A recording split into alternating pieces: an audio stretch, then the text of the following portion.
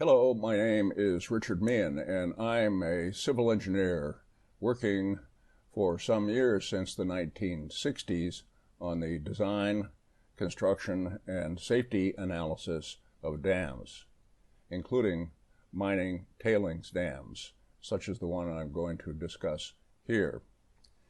I've been retained by a group of communities in Sumatra, Indonesia, supported by an NGO named Inclusive Development International, to examine the safety of a tailings dam project at a lead zinc mine, which is actually now under construction in the Dairi Regency of Sumatra, Indonesia, next to the village of Sopokomil. I was provided a copy of the mining company's Environmental Impact Assessment Addendum, which I call here the EIA, which describes the tailings dam in a couple of short sections, which I translated via Google.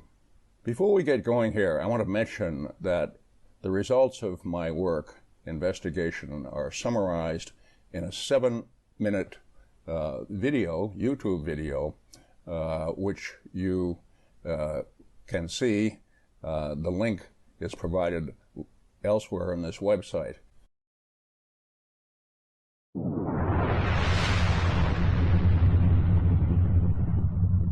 Next, we see that same area a few years from now. The Dairi Prima Mineral Company, DPM, plans to build a tailings waste disposal project near and above that village. So I want to show you this video of a failure that occurred last year in January 2019 in Brazil. A bit about my background in mine tailings safety. My first exposure to the hazard of mining dam waste sites occurred when I was a graduate student at Imperial College in London during the 1960s, when there were 2 disastrous failures of tailings dams in different places in the world. First, in 1965 in Chile, the failure of the El Cobre tailings dam in a medium-sized earthquake. The size of the project and its age was similar to the Dairi project, and the mud flow traveled 12 kilometers downstream, killing more than 200 people in that failure.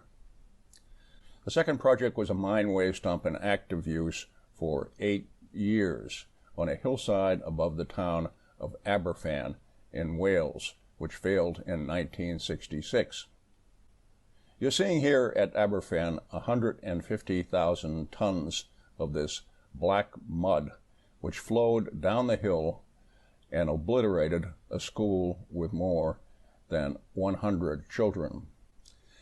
Let's focus on the Aberfan failure. My professors at Imperial led the tribunal investigations for that failure. They were forgiving in those days. My professor said the government approvals were granted by men led astray by foolishness and ignorance.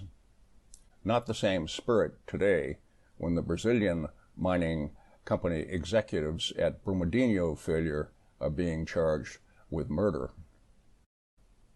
Queen Elizabeth, on visiting the site after the disaster, was said to have broken into tears.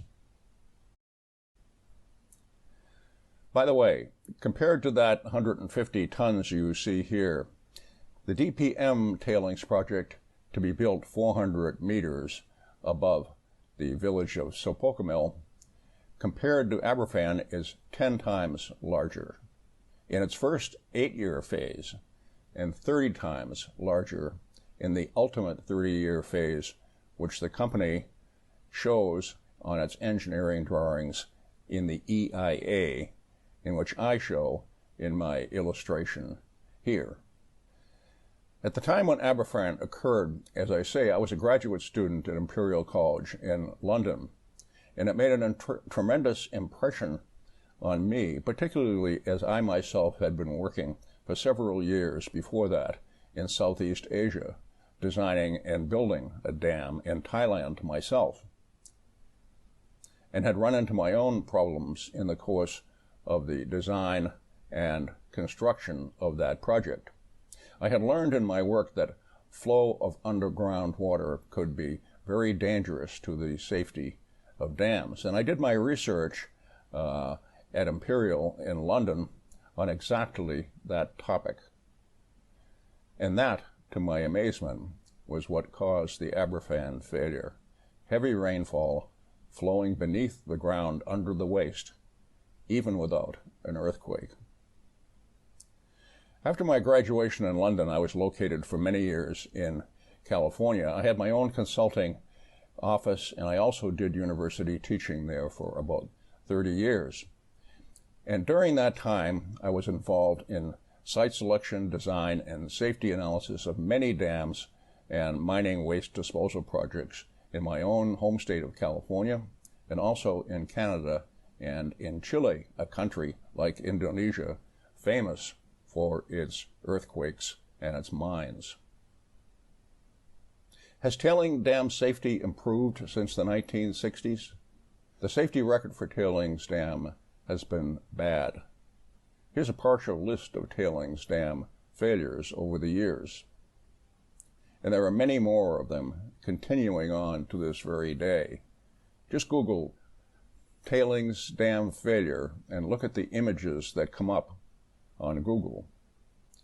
Today, everyone agrees that our crowded world should not and will not tolerate unsafe projects like this one that is being proposed in the middle of one of the riskiest and wettest parts of the world in Sumatra, Indonesia. At the very least, projects like this must be designed, approved, and supervised by engineers and geologists who really know what they are doing. Unfortunately, many mining projects have been high financial risk projects in wild mountain areas, and the operators of the mines have taken a kind of a gambling attitude, including gambling with the welfare and lives of the local communities they operate in. The mining company here in this Sumatra project does not speak plainly and honestly in the EIA to the local people, and in fact keeps the results of their safety investigations secret. I think there is good reason to suspect that the EIA is proposing a site not approved by experienced engineers, and therefore fraudulently misrepresenting dangerous conditions at that site. I've been able to put together a fact-based analysis of the unstable and dangerous conditions at this proposed site, and I'm prepared to discuss and prove that claim with the company, with their experts, with the Indonesian authorities, or with other geology or engineering experts who share my concern about this project. Thank you for watching this video.